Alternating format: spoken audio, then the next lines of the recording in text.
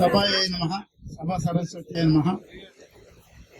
మొట్టమొదటిగా గురుతుల్యులు స్వామి గారికి, అలాగే మిగిలినటువంటి మిత్రులందరికీ కూడా హృదయపూర్వక ధన్యవాదాలు. మీకు అందరికీ శుభాశీస్సులు.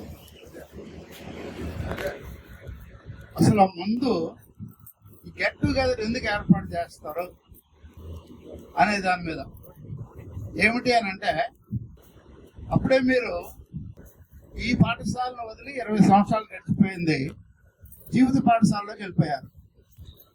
ఇక్కడ పాఠశాల రెగ్యులర్, ఒకే టైమింగ్స్, ఒకే పీరియడ్, ఒకే పాఠం, మేషాలు మారుతూ ఉంటారు, చెప్తూ ఉంటారు.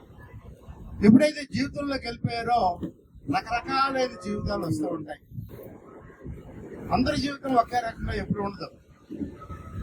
అన్నీ కూడా అందరికీ పాలనమై కంచంలోకి వస్తుంది అన్నది లేదు. దానికి అనేక కష్టాలు మనం ముందు ఎదుర్కోవాలి. ఎంత విస్ఫోటనం కావాలన్నా సరే దానికి శక్తి ఎక్కువ కావాలి.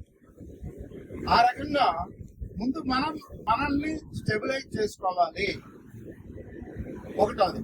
ఇంక రెండోది, మన ఒక్కసారిగానే ఎందుకు టీవీ చూస్తాము, రిలాక్స్ అవుతామండి అని అంటాం. ఆ రిలాక్స్ అవడం అనేది ఇవాళ ఒకసారి మీరు అందరూ కలిశారు, ఇది ఒక 6 సంవత్సరాలు మీకు ఎలా ఉంటుందంటే ఒక బ్యాటరీ ఛార్జ్ అయినట్టుగా అనిపిస్తూ ఉంటుంది. అది రెండో అంశం.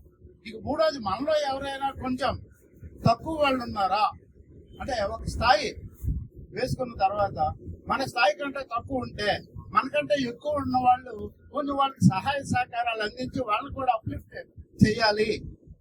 అది రెండో అంశం. అలాగే మన పిల్లలు ఉంటారు. అసలు ఇవాళ ఏంటంటే, మీరు అసలు భర్తలతోటి పిల్లలతోటి కూడా రావాలి. ఎందుకని భర్తలు, భార్యలు, పిల్లలు అందరూ వచ్చారనుకోండి, గెట్ టుగెదర్ అంటే అది అంతే కదా. మరి మేము ఎంజాయ్ చేయడానికి వచ్చా ఉన్నారు, ఎందాక చూసి ఎవరు గట్టిగా నవ్వలేదు. అప్పుడు ఎలా ఉన్నారు క్లాస్ లో, ఇవాళ అలాగే ఉన్నారు. అంటే మరి ఎంజాయ్మెంట్ అంటే నవ్వు 4 విధాలు చేయడానికి వారు పూర్వం కాదు. నవ్వు 4 రకాల శక్తిని ఇస్తారు మనకి. అది కేవలం లాఫింగ్ గురించి కొన్ని క్లబ్బులు పెట్టుకుని వాళ్ళకి ఏం పని పాటు లేకుండా క్రౌడ్ నిలబడి మీద చూసి నవ్వుతూ ఉంటారు. అంటే ఇక్కడ ముందు గురువు, ఒకప్పుడు అంటే గురువు అని ఇందాక చెప్పారు, గురువు గారికి ఆనాటికి ఈనాటికి పోయి తేడా, గురువు అని పదానికే తేడా వస్తుంది. గహ అంటే గు అంటే చీకటి, అగమ్యం. దాన్ని రు కాంతితోటి నింపేవాడు. అంటే అందుకనే ఇందాక చెప్పింది పాప, గురు బ్రహ్మ, గురు విష్ణువు, గురుదేవ మహేశ్వరుడు. నెక్స్ట్ వెంటనే అఖండ మండలాకారం వ్యాప్తం చేయ చరాచరం తత్పయం దర్శనం యోగం తస్మై శ్రీ గురవే నమః. అంటే బయాలజీ మాస్టర్ పక్కన ఉన్నారు. మొత్తం ఈ ప్రపంచం అంతా కానీ చూసుకుంటే 2 రకాలైన వస్తువులు ఉంటాయి. ఒకటోది కదిలేది, రెండోది కదలలేనిది. చలాలు, అచలాలు. వాటిలో వెనకాతలు దాగి ఉండేటటువంటి శాస్త్రం మాత్రం అమోఘం, అద్భుతం, అనంతం. ఆ శాస్త్రాన్ని అంతా కూడా నీకు కావాలి అని అంటే నీ 2 కళ్ళు చాలవు. ఎలాగ నీ 2 కళ్ళతో ఇప్పుడు ఏంటి కనపడుతున్నావు? ఈ మీద 5 వెనకాతల బొమ్మ కనపడుతుంది కళ్ళుకి చూస్తే. ఒకసారి కళ్ళు మూసుకోండి, ఆలోచన చెయ్యండి, మొత్తం విశ్వం అంతా మీ పొరలోకి వస్తూ ఉంటుంది. దానినే జ్ఞాన నేత్రం అంటాం. ఈ అఖండ మండలాకారంలో ఉండేటువంటి చరాలు, అచరాల్లో వాటి వెనక ఉండే తాగే సత్యాన్ని తెలుసుకోవడానికి ఏమిటి కావాలంటే మనం 3వ నేత్రం తెరుచుకోవాలి. అదే జ్ఞాన నేత్రము. ఆ జ్ఞాన నేత్రాన్ని ఎవరైతే సక్రమంగా తెరిపిస్తాడో వాడే అసలైన గురువు. ఆ గురువుకి నేను పాదాభివందనం చేస్తాను. దానికి తిరుగులేదు.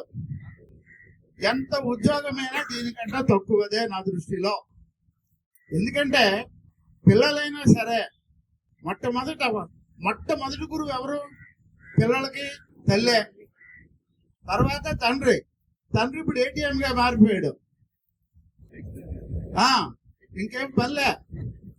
కాబట్టి తండ్రి ATM అయిపోయాడు, తల్లి గురువు అయింది. కొంచెం ఇంకా 14 పాటు. అది ఇప్పుడు వాళ్ళు ఉద్యోగాలు చేయడం వల్ల 2 ATMలు దొరికితే వాడు పాడవడానికి కొంచెం 2 చక్రాలు ఇచ్చినట్టుగా ఫ్రీగా పరిగెట్టడానికి ఆ రకంగా తయారైపోతున్నది. అయితే ఆనాటి నుండి ఈనాటి వరకు కూడా అప్పుడు చూడండి, గురువు అంటే అజ్ఞాన తిమిరాన్ని మాపి జ్ఞానాన్ని ప్రసాదించేవాడు అని ఉండేది. ఇప్పుడేమని తెలుసా, అయ్యి గురువు ఇలా రాబోయే అని అంటున్నాం. అంటే ముక్కు ముఖం తెలియలేని వాడు ఎవరైతే వాడు గురువు. అంటే గురు శబ్దం పాడైంది, అలాగే గురు స్థానం పాడైంది. అలాగే ఈ ప్రభుత్వాలు వచ్చిన తర్వాత కర్ర పట్టుకుని మేషారు పాఠం చెప్పకూడదు. ఒకవేళ మేషారు పాఠం చెప్పినా ఇది పాయింట్ అండి, కర్ర కాదు అని చెప్పి అబద్ధం చెప్పాలి. ఆ రకమైనటువంటి జీవోలు వస్తా ఉన్నాయి. అంటే అక్కడితోటే సగం నాశనమైంది. మాకు మార్పు బాలకృష్ణమ్మ గారని చిన్న టీచరే గాని అద్భుతమైన విషయాలు చెప్పేవారు. ఆయన ఇవాళ విద్యారంగం గురించి ఒకటే చెప్పాడు. ఏమిటి అని అంటే, ఇవాళ ప్రభుత్వాలట ఇతర దేశాల నుంచి మంచి మామిడి ట్యాంకులు ఎంచి పట్టుకొస్తాయట చెట్లు వేయడానికి. గ్యాట్ తీస్తాయి, ఆ మామిడి ట్యాంక్ వేస్తాయి. రకరకాలైన ఎరువులు అవి కూడా ఇతర దేశాలువే పట్టుకుని వచ్చి వాటికి పోసి నీరు మాత్రం పక్కదే పోస్తాయట. ఆ టెంక బ్రహ్మాండంగా పెరగాలి. కానీ ఈ ప్రభుత్వం ఏం చేస్తుందంటే, పెరిగిందా లేదా అని ఒకసారి రోజు తీసి మళ్ళీ కప్పెడుతూ ఉంటుంది. ఆ టెంక పెరుగుతుందా, పులిసి వస్తుంది. అదే ఇవాళ విద్యా విధానంలో జరుగుతూ ఉండేటువంటి పరిస్థితి. నాటికి నేటికి ఉండే తేడాలు ప్రధానమైనది అది. అంటే మేం చదువుకునేటప్పుడు మా గురువులంటే భయభక్తులు ఉండేవి, ఆ తర్వాత స్నేహం ఉండేది. ఇవాళ ఏముందంటే శత్రుత్వం ఉంది. నేనైతే డైరెక్ట్ గా చెప్తాను, ఇవన్నిటికీ కారణం రామోజీరావు అంటాను నేను. ఎందుకంటే విష సంస్కృతి. రామోజీరావు అందరూ పొడుతూ పేపర్లో రాసేది ఈ మధ్య కాలంలో. నాకు ఆయన మీద ఎందుకో కోపం ఉండిపోయింది. మొట్టమొదట 10వ తరగతి పిల్లలు ప్రేమించుకుని వాళ్ళు క్లాసులోకి పిల్లల్ని తీసుకొని ఇంటర్మీడియట్ లో చదువుతున్నట్టుగా మొట్టమొదటి సినిమా తీశాడు ఆయన, మహానుభావుడు. అక్కడ నుండి చిత్రం, రైట్, చిత్రమైన సినిమా.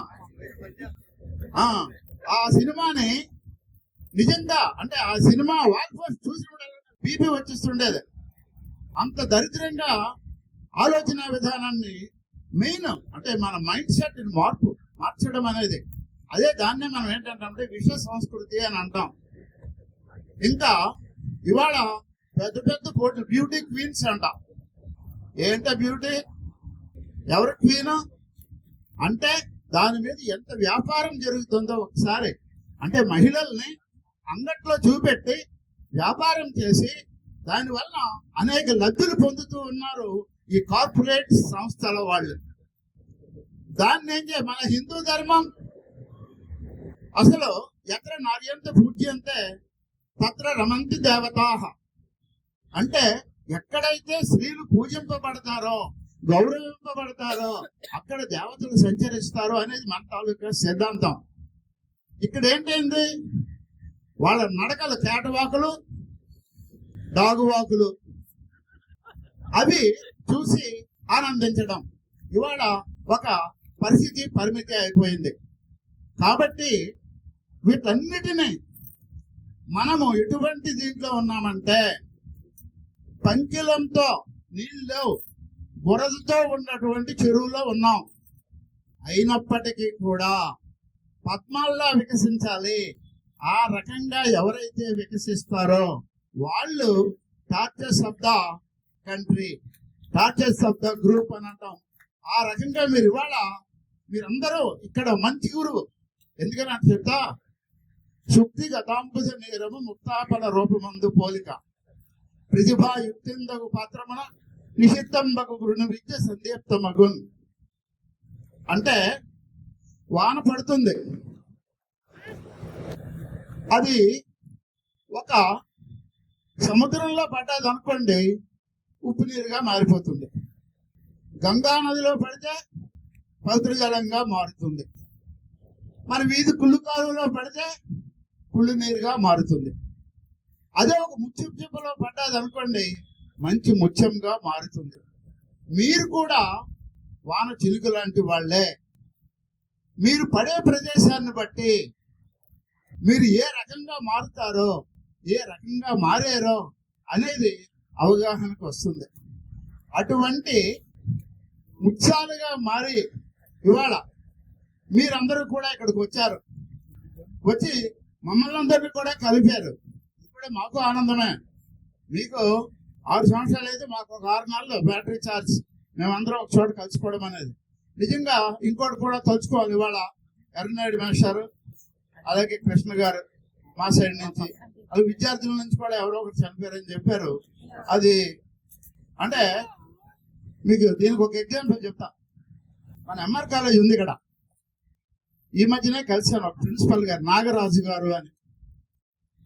ఆ నాగరాజు గారు ప్రిన్సిపల్ గా ఉండేటప్పుడు ఒక ఆయన 10 కేజీలు బస్తా ఉంటుంది పుస్తకాలతో, అవి పట్టుకుని నడుచుకుంటూ వచ్చి అక్కడ స్లిప్ పంపించారంట లోనకి, ప్రిన్సిపాల్ గారిని కలుస్తామని.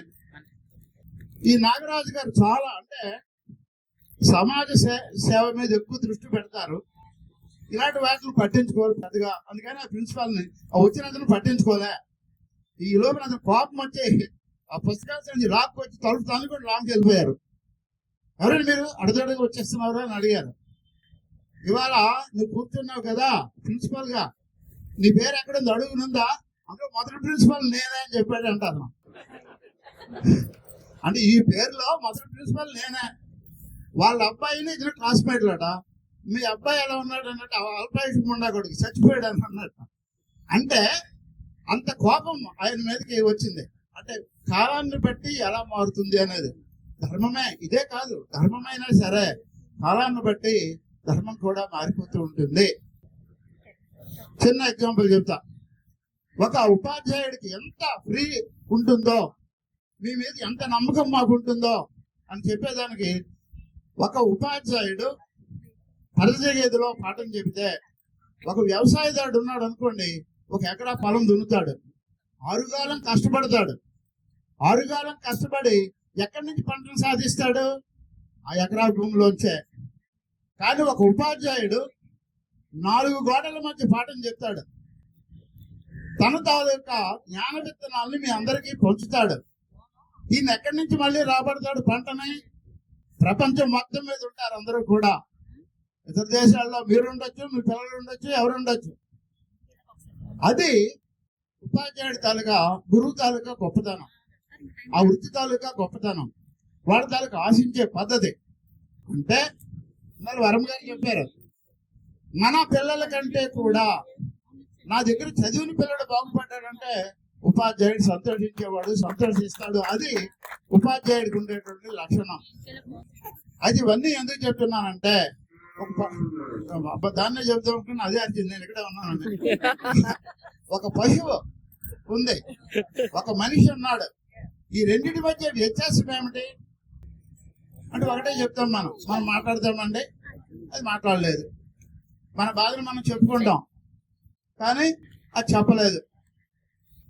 అయితే జ్ఞానం దగ్గరకు వచ్చేసరికల్లా దానికంటే మనకు ఎక్కువ జ్ఞానం ఉంది. అవి ఒక గ్రూప్ గా కానీ ఏర్పడితే పక్కదానికి ఖచ్చితంగా సహాయం చేసుకుంటూ ఉంటుంది.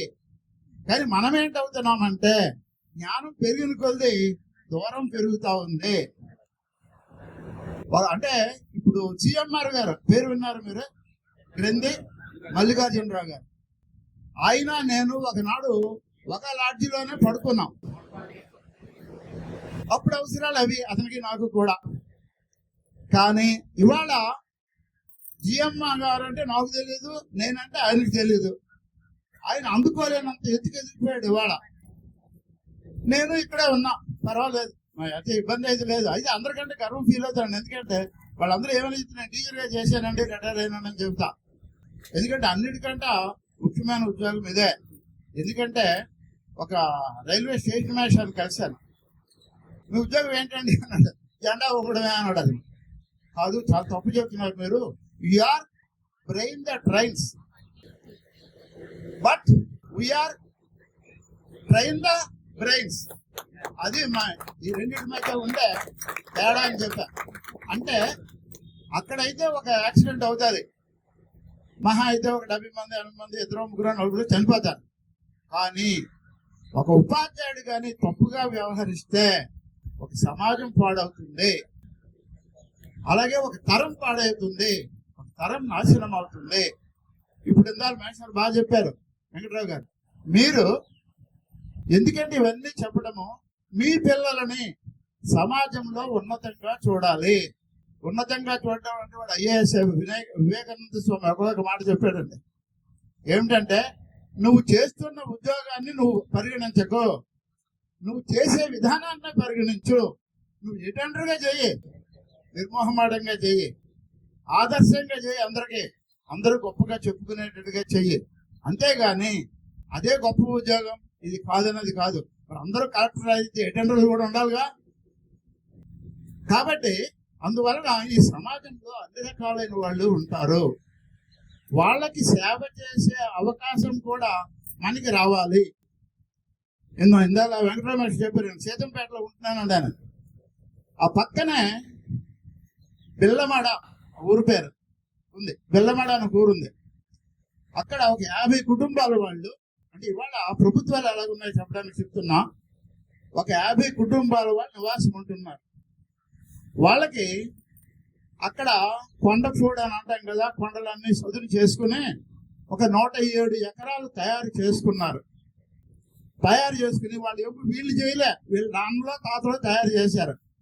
అక్కడి నుంచి వాళ్ళు అలాగే దాన్ని అనుభవిస్తూ వస్తుంటే ఐటీడీఏ వాళ్ళు, ఐటీడీఏ అంటే ఇంటిగ్రల్ ట్రైబల్ డెవలప్మెంట్ అథారిటీ ఏదో ఉంది, ఇంటిగ్రేటెడ్ ట్రైబల్ డెవలప్మెంట్ అథారిటీ. అంటే ఆ కొండ వాళ్ళని డెవలప్ చేయడానికి ఒక ప్రభుత్వం ఒకరు నియమించింది. వాళ్ళు ఏం చేశారంటే, బాగా చదువు చేసుకున్నారు కదా, మీకు మొక్కలు మేము ఇస్తాం వేసుకోండి అని చెప్పి జీడి మొక్కలు ఇచ్చింది. జీడి మొక్కలు ఇచ్చారు, నీళ్ళు ఎవరు పోస్తారు? అక్కడ నీళ్ళు ఎలా వస్తాయి? వర్షాకాలంలో బోర్డు వచ్చేస్తాయి, మన మొక్కలు కూడా కొట్టుకుపోతాయి. కావాలంటే వేసవికాలం వస్తే ఏం దొరకదు. కాబట్టి బోర్డు తీసుకోవడానికి డబ్బులు ఇచ్చారు, నీళ్లు మోయడానికి కూలీలకి డబ్బులు ఇచ్చారు, ఆ జీడి మొక్కలను పెంచారు. అవి బాగా పెరిగాయి. 20 సంవత్సరాలు కరెక్ట్ గా పెరిగేసరికి బ్రహ్మాండమైన కాపు వచ్చేసరికి దాని మీద ఒక గుత్తేదారు కన్ను పడ్డాది. ఒక బ్రహ్మాండమైన తోట ఇది, 107 ఎకరాలు ఏకంగా ఉంది. కాబట్టి వాడు ఏం చేశాడంటే, ఒక 6గురినో 7గురినో ఎవరిలో పట్టుకున్నాడు. వాళ్ళ దగ్గర రిజిస్ట్రేషన్ చేసుకున్నట్ట ఎవరికి ఇవ్వాల్సిన అన్ని వాళ్ళకి ఇచ్చేసాడు. ఒకనాడు ఒక అర్ధరాత్రి వెళ్ళి మొత్తం చెట్లని కొట్టేశాడు ఏకంగా. అక్కడుండే ప్రజలకు ఎలా ఉంటాయి చూడండి. వాళ్ళు ఒక్కసారి మండిపోయి తిరుగుబాటు ఉద్యమం మొదలుపెట్టి ఆ తర్వాత ఇతను ఏం చేశాడంటే, ఏం ఒక్కేసినా దడేసినా అక్కడ కరెంట్ పోలీసులు పీకి మారేస్తున్నారు. అంతే, ఎలా వస్తావో చూస్తాం రండి అని. అయితే వాళ్ళకి పోలీసులు సపోర్టు, కలెక్టర్ సపోర్టు, అందరూ సపోర్టు చేసి రౌడీలను తీసుకెళ్లారు, పోలీసులను తీసుకెళ్లారు, అంబులెన్సులు తీసుకెళ్లారు, అన్ని తీసుకెళ్లి శుభ్రంగా వాళ్ళు చెతక్కొట్టి వాళ్ళు మళ్ళీ ఈ మధ్యనే అరటి మొక్కలు వేసుకుంటే వాటిని కూడా 2000 అరటి చెట్లు నరికేశారు. అంటే ప్రభుత్వం ఎవరి పక్క ఉంది? ప్రజాస్వామ్యం ఎవరి పక్క ఉంది? గుడ్డెద్దు చేలో పడినట్టుగా ఆహా వెలిగిపోతుంది భారతదేశం అని అంటే మోడీ గారు మనందరూ నిజంగా వెలిగిపోతుంది అనుకోవడమే. అంతేగాని మన ఇంటి పక్కనే ఉంటాడు చాలా పేదవాడు, వాడికి నేను చెప్పేది ఏంటంటే, వాడికి అన్నం పెట్టకూడదు ఎప్పుడు కూడా. చైనాలో సామెత ఉంది, ఏమిటి అని అంటే, సాధారణంగా నీవు చేపలు ఉత్తినా ఎవరికి ఇవ్వకు, చేపలు పట్టడం పెంచడం నేర్పు, వాడు బాగుపడతాడు. అంతేగాని వాళ్ళు ప్రభుత్వాలు ఏం చేస్తున్నాయి? చేపలు పంచడం పెట్టడం నేర్పు లేదు, అన్ని ఫ్రీ ఫ్రీ ఫ్రీ. ఎవరు బాబు గారి సొమ్ము? మనందరూ దగ్గరదే. మళ్ళీ నేను సాధారణంగా ఈ కిరాణా కొట్టి సామాన్లు ఏవో అమ్మగారు చూసుకుంటారు, సంబంధం లేదు. నేను ఎప్పుడు ప్రజల మీదే అంటే అప్పుడు ఎప్పుడో చూశాను, మినపప్పు 75 రూపాయలు 80 రూపాయలు ఉంది. నేను ఎందుకో లిస్ట్ పట్టుకొచ్చి నాకు ఇచ్చాడు వాడు, 135 రూపాయలు ఉంది. అంటే 85 రూపాయలు మినపప్పు 135 అయిపోయిందా అని అనుకున్నాను. ఎందుకు అయిపోతుంది? అవతల వాడికి ఫ్రీగా ఇవ్వాలంటే నీకు తెలియకుండా నీ రక్తం పీకియాలి. అదే ఇక్కడ జరుగుతుండేటువంటి విధానం. కాబట్టి ఇటువంటి సమాజంలో మనం ఉన్నాం. అయినప్పటికీ కూడా ఈ పంక్తిలో నిర్మగ్నమైనటువంటి దీంట్లోంచి అద్భుతమైన పుష్పాల్లాగా మీ పిల్లలు వెలగాలని కోరుతూ, మీరు కూడా ఇప్పుడే చెప్పా, అవకాశం ఉన్నంత మేర పక్కవాడికి సహాయం చేయాలి. ఏ రకమైన సహాయం చేయాలంటే ఆ పూట భోజనం పెట్టేసి దాన్ని ఏంటంటామంటే దాత స్వీకర్త, దాత స్వీకర్త సంబంధం అనేది పనికిరాదు ఎక్కడా కూడా. నేను ఇస్తున్నాను అంటే చాలా మంది రోజు పేపర్లో చూస్తాం, 100 మంది భోజనాలు పెట్టారండి, ఇక్కడ సంచులు ఇచ్చారండి, అలా ఇచ్చారండి, ఇలా దుప్పట్లు ఇచ్చారండి అని. అది కాదు పద్ధతి. వాడికి దుప్పటి కొనుక్కోవడానికి అవకాశాన్ని కల్పించాలి. వాడికి తిండివి రోజు వచ్చేటట్లుగా ఉండడానికి అవకాశం కల్పించాలి. ఆ రకంగా మనం ఏం చేయగలం అన్నదే మన ఆలోచన విధానం ఉండాలి. అదే అసలైన ప్రజాస్వామ్యం అంటే. కానీ ఇవాళ అది తక్కువగా ఉంది. కాబట్టి మీకు అంటే విద్యార్థులుగా నేను చెప్పేది ఏమిటంటే, ఇవాళ ఎవరు విద్యార్థులు అందరూ 35 ఏళ్ళు దాటిపోయారు. వాళ్ళు మీరు కూడా మంచి యూత్ లోకి వస్తారు. కాబట్టి అంటే నేను అప్పుడులాగే పాఠం చెప్పేస్తున్నా, ఎవరో మోక్షము నిచ్చువారులని ఆ పద్యం చెప్పినట్టుకున్నా. ఎవరో మోక్షము నిచ్చువారులని మీకు ఎలా ఉదాహరణ అంటే చిన్న ఎగ్జాంపుల్ చెప్తాను. నాగేశ్వరరావు గారు మొట్టమొదటి పత్రిక, ఆంధ్రపత్రిక కదండి ఉండేది, కాశీనాథుని నాగేశ్వరరావు గారు పంతులు గారు. ఆయన కలిశాను నేను. ఆయన ఏం చేశారనంటే పేపర్లో ఒక పద్యాన్ని 10 సంవత్సరాలు రాశారు. చూడండి, ఈనాడు కానీ ఈ మీదనే ఉంటుంది పక్కనే. అయితే రామోజీ బొమ్మ లేకపోతే మన వైఎస్ రాజశేఖర రెడ్డి బొమ్మ వస్తుంటాయి. ఇవాళ అక్కడ 10 సంవత్సరాల పద్యం వేశాడు. ఏమిటా పద్యం అంటే,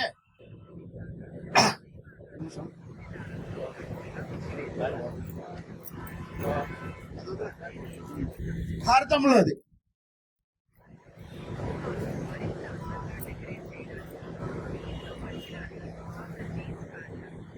ధృతరాష్ట్రుడు రాయబారానికి పంపిస్తాడు.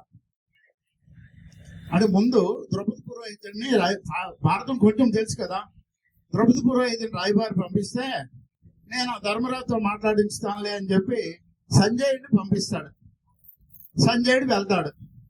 సంజయుడు వెళ్ళిన తర్వాత అక్కడ ధర్మరాజుతో మాట్లాడతాడు. ధర్మరాజు ఒకటే చెప్తాడట, నేను చెప్పినవన్నీ ధర్మరాజుకి చెప్పు, కానీ ఒక్కడే ఉండగా ధర్మరాజు కాదు ధృతరాష్ట్రుడికి చెప్పు, కానీ ఒక్కడే ఉండగా చెప్పకో, మీటింగ్ లో పెట్టుకోమను, అక్కడ కూర్చోబెట్టి చెప్పాను అంటాడు. ఆ సంజయుడిని పిలుస్తాడు. నాకు ఏం చెప్పాడు ధర్మరాజు, వేగం చెప్పు, నిద్ర పట్టడం లేదని. అంటే నేను ఇప్పుడే వచ్చాను కాబట్టి రేపు ఉదయం మీరు మీటింగ్ ఏర్పాటు చేయండి, అక్కడే చెప్పేస్తాను అన్నీ అంటే వాడు ఇంటికి పోయి పట్టుకుంటాడు. ఇక్కడ వీడిని నిద్ర పడదాం. అప్పుడు విదురుడిని పిలుస్తాడు. ఆ విదురుడు సుమారు 100 పద్యాలు చెప్తాడు. అక్కడ 100 పద్యాలు చెప్పేసరికి నువ్వు చెప్పినవన్నీ ధర్మాలే, కానీ ఇన్నోటి ఆచరించడానికి నా జీవితం సరిపోతుందా, మా పిల్లలు వింటారా, వినరు, కాబట్టి అన్ని కలిపి ఒకటి చెప్పాను అంటాడు. అక్కడ చెప్పేటప్పుడు ఏం చెప్పాడు, ఒరిలేయవి అనరించిన నరవర తన మనంబునక ప్రియంబగు తానురులకునవి చేయకునికి ధర్మ పదములకెళ్ళని అని అంటాడు. అంటే ఇతరులు ఏ పని చేస్తే మన మనసుకి బాధ కలుగుతుందో ఆ పనిని ఇతరులకు చేయకుండా ఉండడమే అన్నిటికంటే ముఖ్యమైన ధర్మము. ఇది కానీ నువ్వు ఆచరించేవనంటే అన్ని ఆచరించినట్టుగా అని చెప్పేస్తాడు. దాన్ని ఈయన 10 సంవత్సరాల పేపర్లో వేశాడు. అంటే 365 రోజులు సంవత్సరానికి, అంటే 3650 రోజులు రాసిన తర్వాత అప్పుడు ఒక పరీక్ష పెట్టాడు. నా పేపర్ కొన్న వాళ్ళందరికీ ఇతను కార్డు రాశాడు. నేను పద్యం రాశాను, దాంట్లో నిజాయితీగా మీరు ఎంతమంది చూడకుండా రాయగలరు, ఈ రిప్లై కార్డు అని ఉండేది, ఆ కార్డు మీద రాసి పంపించండి అంటే 150-120 కార్డులు వచ్చాయంట. అంతే, వేలాది పేపర్లు సర్క్యులేషన్ లో ఉంటాయి. చూసి ఆశ్చర్యపోయేట అప్పటి నుంచి ఆ పద్యం వేయడం మానేశాడు. అంటే మన పక్కనే ఉన్నా సరే దాన్ని మనం పట్టించుకోకుండా వెళ్ళిపోతూ ఉంటాము. మంచి అవనియండి, చెడ్డ అవనియండి, ఎలా జరిగింది, ఏం జరిగింది అనేది ఒకసారి మన దృష్టి దాని మీద పెట్టాలి. దాన్ని వ్యతిరేకించడానికి మనం ఏం చేయాలి అనేది ఆలోచన చేయాలి. అంతేగాని ఇందా చెప్పారు, అక్కడేమో పిల్లలు నరికిసాడు, ఇక్కడ ఇచ్చేసాడు, ఇవన్నీ పిల్లల తప్పులు కాదు, సమాజం తాలూకా తప్పు, సమాజం నడుస్తున్న తీరు. ఇవాళ తెల్లవారు లేస్తే టీవీ. మీకు అనుభవాలు ఉంటాయి. మీ పిల్లడు ఫోన్ విప్పది అన్నం తినడం, పాలు తాగడం, ఏ పని చేయడం. అదే ఫోన్ ఇచ్చేసామనుకో ఈ న్యూసే పట్టించుకోడు వాడు, దాన్నే చూస్తూ కూర్చుంటాడు. అలా సమాజం తయారైపోయింది. అటువంటి సమాజంలో మనం ఉన్నాం. ఈ సమాజాన్ని కొంచెం మన వంతు ఏం చేయగలము అని చెప్పి ఆలోచన చేసి ఇవాళ అంటే ఇక్కడికి వచ్చినప్పటికీ ఇటు నుంచి వెళ్ళినప్పటికీ మీలో ఎంతో కొంత మార్పు ఖచ్చితంగా కనిపించాలని కోరుతూ మిమ్మల్ని 100 సంవత్సరాలు ఉండాలని శతమానం భవతి అని దీవిస్తూ అందరితో విరమిస్తున్నాను. Thank you.